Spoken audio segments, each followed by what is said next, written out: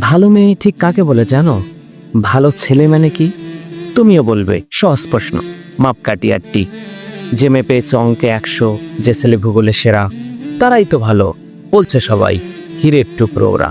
কাগজে ওদের ছবি ছাপা হয়, টিভিতে দেখায় মুখ।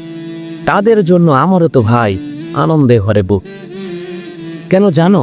তোমাকে বলছি, দেখে শুনে পাই ভয়। শুধু এত এত নাম্বার পেলেই কি ভালো ছেলে মেয়ে হয়?